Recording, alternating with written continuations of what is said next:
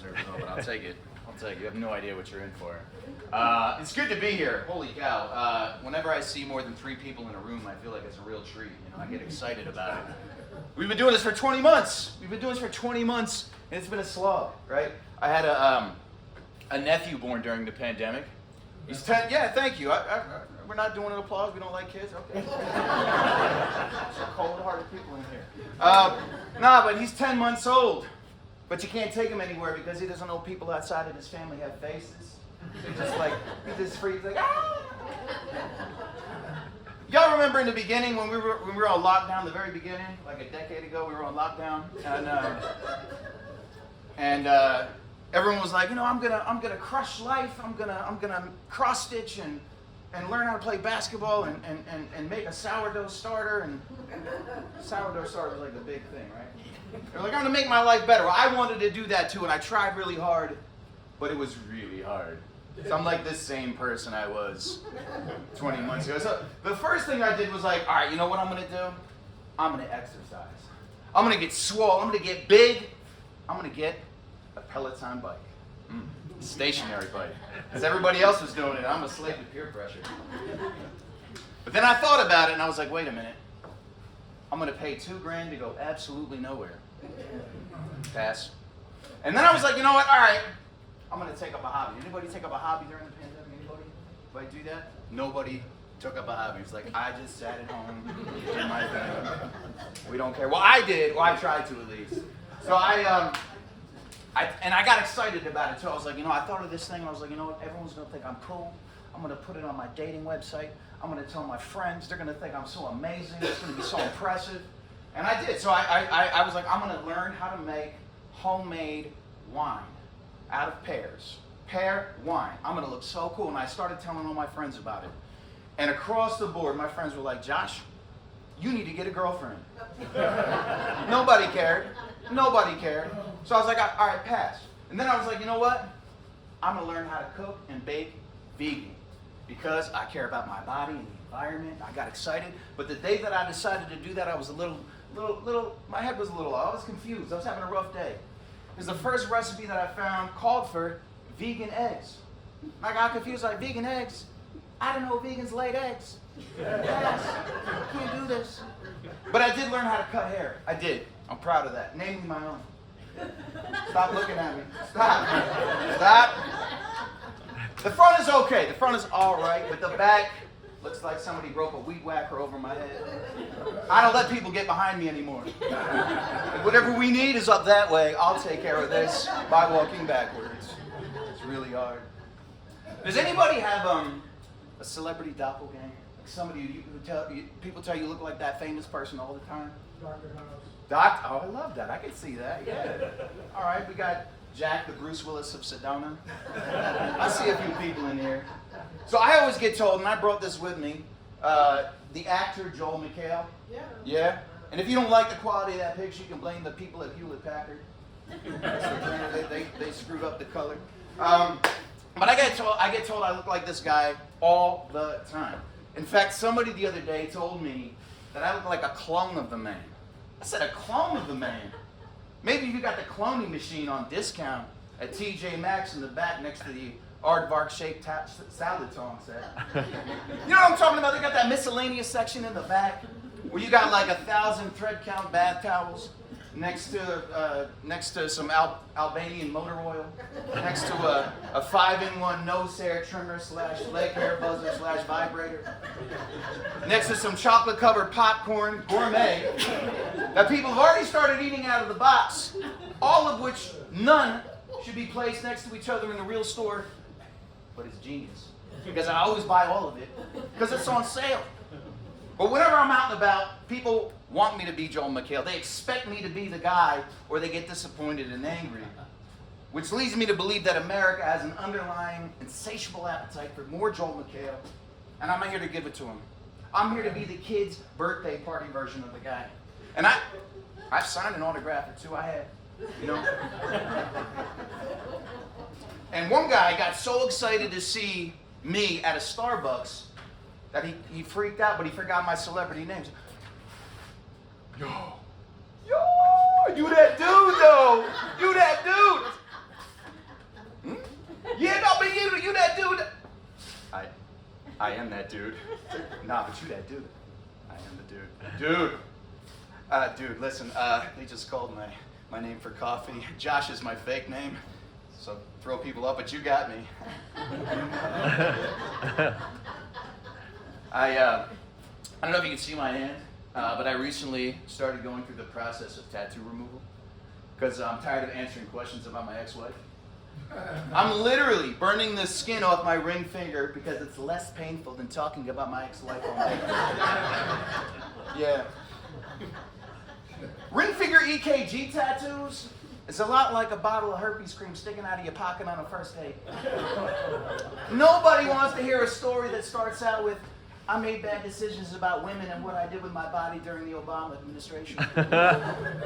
By the time you start explaining, they've already started lacing up their Lady Adidas's and are sprinting out the door.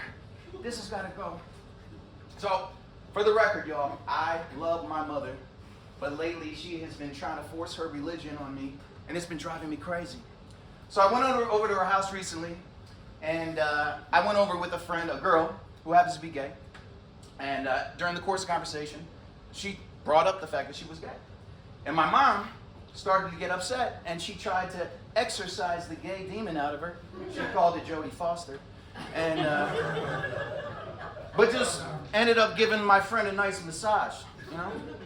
I tried to tell my mom that what she was doing was offensive, but my friend had a lot of knots in her back, so my friend told me to shut the hell up. About an hour later, we're in the car, just me and my friend, and we're leaving, and she's like, Josh, you know sexuality is a spectrum. I was like, yeah, I know. I'm woke. Kinsey scale, I know all about that. She's like, well, that means that's your part gay. And I was like, what the hell I am? But we actually landed on a percentage. Turns out that I'm 3% gay because I like Golden Girls and musical theater and drawing penises on my schoolwork. Not enough to do it with a guy, but we'll see. But recently I was on a plane and I was sitting in the aisle seat as usual, and a man needed to get into my row, and instead of saying excuse me, he politely said, I'm just inside you right here. Which to me sounded like the nicest prelude to gay sex that I've ever heard of. Not here for it, but I'm very impressed. It makes me 4%. So I decided to go back to my mom's house and come out to her as 4% gay. And predictably, she started going into cardiac arrest. Oh my gosh, Josh, you're going to hell. But, oh, Mom, tone that down by 96%. I'm only 4%. And I'm in a relationship with a man that's committed. You know him. His name is the Lord. Yeah. And by the way, he told me to tell you the other day he told me to tell you that he doesn't like you smothering him so much. He doesn't like you going to his townhouse 3 times a week. It's a weird church. And that picture that you have up on the wall, that isn't him. That blonde-haired, blue-eyed guy? No. Jesus is Korean. His name is Jesus Kim. Christ is the name they gave him at Ellis Island. And I don't like going to his house either. I really don't. I don't like going to Jesus' house because there's always weird people over singing and trying to give him lots of money. You know, and they all belong to the same book club. And it's only one book over and over and over again. It's like, can we do something different this week? Like the Joy Luck Club? I don't know. And what if I don't want to read? Like, Jesus, dog, I just want to come over and have some spicy Cheetos, binge watch a little Golden Girls on Netflix, jump at the church jacuzzi. You're a terrible host. You know, snacks are awful. The wafers are stale. No chocolate or vanilla to be found in just a June 1987 expiration date. Can we have pizza for communion once in a while? I don't know. It's not the body of Christ, it's DiGiorno. Pair it with a nice petite Syrah. And I don't like, listen, I'm just going to be honest, I don't like sleeping over at his house either. Because every time I do, some guy wearing a long robe and a crucifix tries to wake me up in the middle of the night with what may or may not be a banana in his pocket. Which is weird because I'm not in a role play. Just come out regular, dog.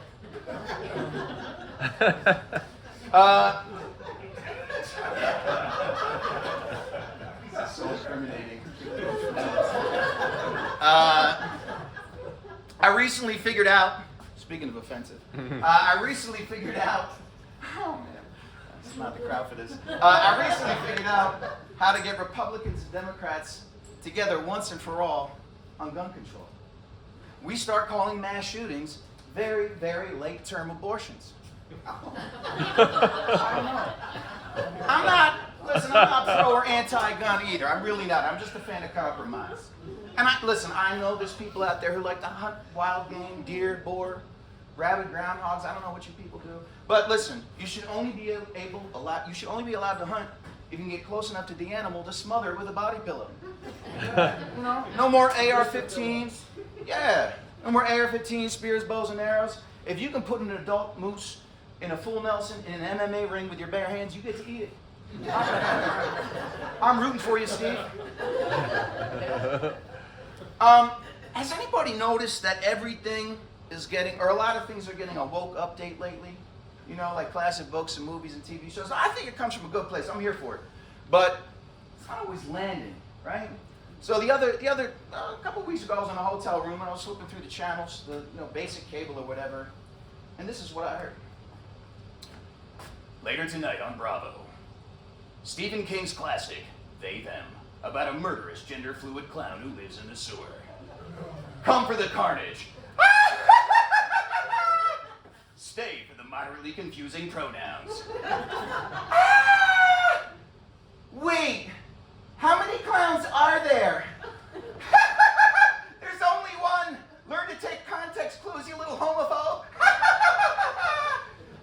Later tonight on Bravo. I don't know. Thank you. That's a new one. I used to be a big Michael Jordan fan. Huge Michael Jordan fan. Now this guy is such an icon. He hasn't played in 20 years. And you still hear people saying that he or she is the Michael Jordan of soccer or the Michael Jordan of badminton. But lately, I don't make this up. I'm just a conduit for this. I'm a medium. But lately they've been doing this whole Michael Jordan thing outside of sports, right? Now, let me share with you two Michael Jordans that I've recently met. You got Vinny Tetrazzini, the Michael Jordan of Civil War reenactors. And you got, I didn't know you needed one. And you got Chaz Butterworth, the Michael Jordan of Amish romance novels, right? It's a measure of greatness, right? We need more Amish romance novels. We need representation. But I'm more concerned about mediocrity, the medium, right? Like the Joneses and the like, right? Because I recently realized that, we're constantly trying to keep up with the Joneses while jonesing for a glass of wine or a snack. But who are these Joneses, right? What if that's not their real last name? What if they changed it for show business, right? Well, what's the worst last name that can convey jonesing and the like? What do you think? What do you think? Well, luckily for you, this is the crowd that rhetorical questions work on, right? That's what I don't even need an answer because I already know where your brains went. Hitler, right? Hitler. Yeah, of course. Everybody goes to Hitler for worst case scenario for everything. Why? Because he's the Michael Jordan of bad guys.